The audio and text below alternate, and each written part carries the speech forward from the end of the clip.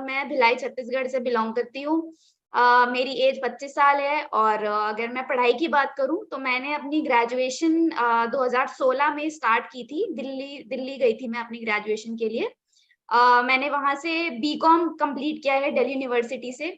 और जब मैं वहाँ पढ़ने के लिए जा रही थी, तो मेरे घर वालों को बहुत कुछ सुनना पड़ा था, बहुत कुछ फेस करना पड़ा था क्योंकि मैं दिल्ली जैसे शहर में जा रही थी, वो भी पढ़ने के लिए। और दिल्ली की इमेज यहाँ छोटे शहर में बहुत अलग होती है। अच्छे से ज़्यादा लोगों को नेगेटिव एस्पेक्ट ज़्यादा पता होते हैं। तो मम्मी-पापा को बहुत सुनने को मिलता था कि आप अपनी लड़की को इतनी दूर भेज रहे हो, उसको बीकॉम ही करना था तो वो यहाँ से भी कर सकती थी। इतनी दूर भेजने की क्या ज़रूरत है? वो जाएगी तो बिगड़ जाएगी, पता नहीं कैसी संगत में रहेगी। पर मुझे ना इन सारी बातों का ध्यान था क्योंकि मैं एक जॉइंट फैमिली से बिलॉन्ग करती हूँ और स्कूल टाइम के दौरान घर में 7 से 8 कज़िन्स रहते थे हम लोग, जो सब मेरे से बड़े थे। तो धीरे-धीरे करके जब वो सब स्कूल से पास आउट होते गए, सब बाहर पढ़ने जाते गए। तो वहाँ से एक चीज़ मेरे अंदर फीड हो गई थी कि यार ये सब बाहर पढ़ने जा रहे हैं और मैं उनकी ग्रोथ देख पाती थी। कॉलेज के टर्म्स में या पढ़ाई के टर्म्स में नहीं या पैसे के टर्म्स में नहीं, बट जैसे वो गए थे और जैसे वो वापस घर आते थे, तो मैं देखती थी यार इनकी पर्सनैलिटी में कितना बदलाव आया है, कितने नए लोगों से मिले, कितना कुछ सीखा है इन्होंने। तो यही चीज़ मेरे अंदर भी थी कि मुझे भी बाहर पढ़ने के लिए जाना है। इस मोटो के साथ मैं बाहर पढ़ने गई और दूसरी चीज़ ये थी जो घरवालों को बहुत सुनने को मिलती थी और मुझे भी लगता था कि बीकॉम तो मैं कहीं से भी कर सकती हूँ, यहाँ से भी कर सकती हूँ।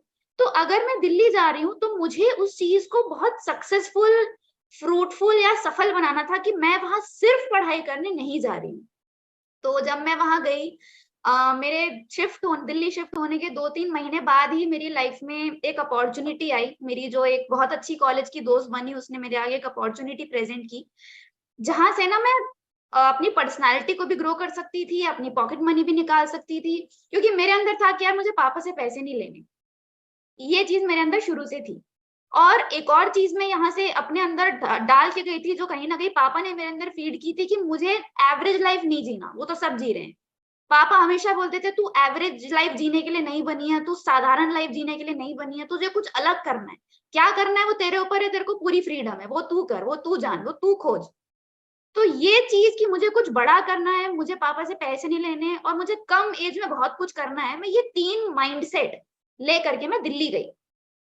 अब मैं जब गई वहाँ पे, जब वो अपॉर्च्युनिटी मेरे सामने आई, तो मैंने पापा को बताया कि पापा ऐसी-ऐसी अपॉर्च्युनिटी है और उसमें मुझे ना कुछ पैसे इन्वेस्ट करने थे। तो करीबन 7-8 हज़ार रुपए इन्वेस्ट करने थे और या तो मैं वहाँ इन्वेस्ट कर सकती थी या तो मैं अपने मैं पीजी में रहती थी, मैं पीजी का रेंट दे सकती थी। तो मैंने रेंट के पैसे जुगाड़ के उस अपॉर्च्युनिटी को चूज़ किया क्योंकि मैं ये बताना चाह रही हूँ मेरे लिए वो कितना इम्पोर्टेंट था, अपने लिए कुछ करना। तो वो अपॉर्च्युनिटी थी नेटवर्क मार्केटिंग की। अब मैं थी छोटे शहर की, मैं चली गई दिल्ली। वहाँ पे जितने भी लोग काम करते थे, सब मेरी उम्र के थे, सब 18-19 साल के थे। तब मैं शायद हाँ, 18 की थी, 18-19 साल के ही थे सब। अब मैंने मेहनत करनी स्टार्ट करी क्योंकि मैंने पापा के 8,000 रुपए लगा तो दिए थे, अब वो मैं वेस्ट नहीं कर सकती थी, तो मेहनत करने के अलावा कोई ऑप्शन नहीं था मेरे पास। तो मैं मेहनत करती रही 2 महीने, 3 महीने, 4 महीने, 6 महीने, 8 महीने, 1 साल हो गया, मेरे पास कोई रिज़ल्ट नहीं था और मेरे साथ वाले सब मेरे से आगे बढ़ चुके थे। पर मैंने मेहनत करना बंद नहीं किया और उस 1 साल में जब मेरे पास रिज़ल्ट नहीं था, तो मैंने रिज़ल्ट के अलावा बहुत कुछ कमाया।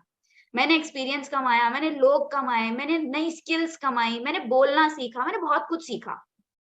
1 साल के बाद जब मुझे फाइनली रिज़ल्ट मिलने स्टार्ट हुए, तब धीरे-धीरे करके मैंने अचीवमेंट्स लेनी स्टार्ट करी, जो मैंने बताया था कि 18-19 साल की उम्र में मैंने स्कूटी खरीदी थी अपने पैसों से।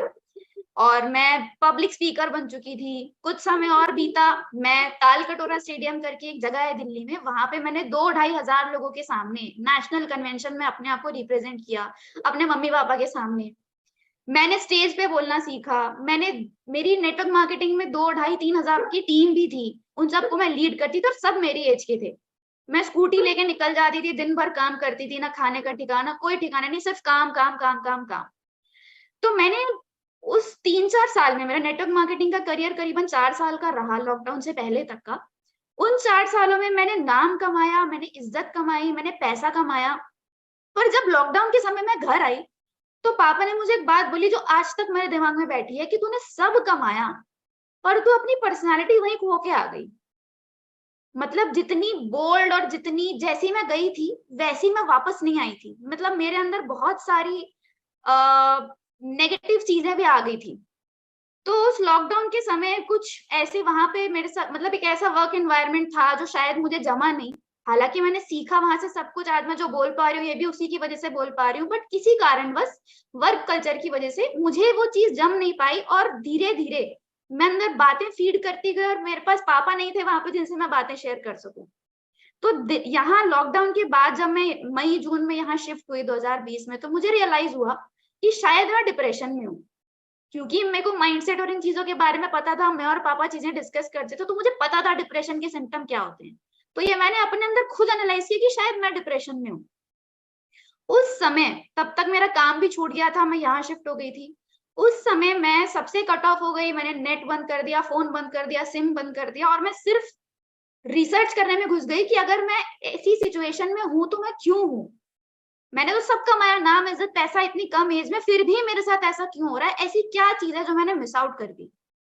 तब मुझे समझ में आया कि क्या अलग हुआ क्या नहीं हुआ। उस दिन से मुझे मेरी लाइफ का पर्पस मिला, मुझे मेरी लाइफ का मिशन मिला कि जब मेरे साथ ऐसा हो सकता है सब कुछ कमाने के बाद भी, अगर मैं ऐसी सिचुएशन में खड़ी हो सकती हूँ, तो क्या पता आज मेरी एज के कितने ऐसे लोग होंगे जो ऑलरेडी उस सिचुएशन में होंगे।